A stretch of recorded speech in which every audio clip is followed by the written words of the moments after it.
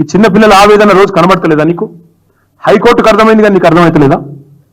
అందుకే నేను అడిగేది, ఇక ఆయన గురించి తిట్టుతున్న తిట్లు అవి చూస్తే మాకే మంచిగా అనిపిస్తలేదు, గట్ల తిడుతున్నారు. ఆ తిట్లు అయితే మామూలు తిట్లు లేవు అవి. నేను ఎప్పుడు చూడలేదు, అట్లాంటి తిట్లు చూడలేదు, అట్లాంటి తిట్లు వినలేదు. భయం అవుతుంది ఆ తిట్లు చూస్తుంటే కూడా. అట్లాంటి తిట్లు పొరపాటున కాంగ్రెస్ వాళ్ళు అడవికి ఓకూరెడ్డి ముందే చెప్తున్నా. పోతే మాత్రం అక్కడ ఏం జరుగుతుందో మా బాధ్యతనైతే కాదు, ఎందుకంటే ప్రజలు విపరీతమైన కోపం మీద ఉన్నారు.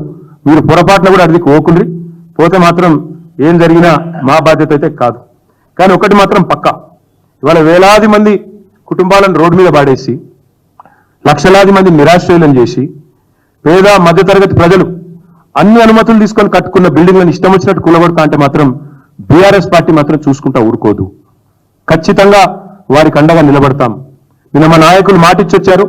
మా ఎమ్మెల్యే సుధీర్ రెడ్డి కూడా వాళ్ళ పొద్దున చెప్పారు, నేను చూసిన. చైతన్యపూర్ పోయి చెప్పిండు, బుల్డోజర్ అంటూ వస్తే దానికి అడ్డంగా నేనే నిలబడతా అని చెప్పిండు. తప్పకుండా మేము అందరం కూడా చెప్తా ఉన్నాం, బుల్డోజర్లు వస్తే వాటికి అండగా తప్పకుండా, వాటికి ఎదురుగా, వాటికి అడ్డుగా బీఆర్ఎస్ పార్టీ నాయకులు అందరం నాతో సహా మేము వచ్చి నిల్చుంటాం, అడ్డుకుంటామనే మాట కూడా నేను తప్పకుండా చెప్తా ఉన్నా. ఎందుకంటే ఇది మంచిది కాదు.